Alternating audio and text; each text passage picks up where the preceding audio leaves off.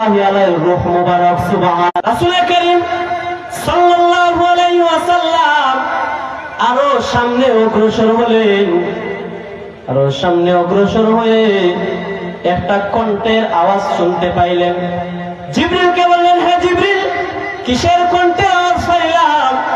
নবীজিকে জিবরিল বলতেছে, আল্লাহর রাসূল, এই কণ্ঠটা হচ্ছে গো মাহবুবে রব্বানি আশিকে রাসূল হযরত ওয়াইস করনী রাহমাতুল্লাহি আলাইহির কণ্ঠ মুবারক সুবহানাল্লাহ। এটা হচ্ছে নবীজির প্রেম, নবীজির ভালোবাসা। ওয়াইসাল করনী এমন এক ওলি ছিলেন যিনি নবীজির ভালোবাসায়, নবীজির মহব্বতে, নবীজির সামনাসামনি কখনো হন নাই, নবীজির সাথে দেখা হয় নাই। আল্লাহর কাছে তিনার কত দাম, আল্লাহর কাছে ওয়াজ করনি বলতে দেরি হয়, কোনো কিছু আল্লাহ তাআলা দিতে দেরি করেন না।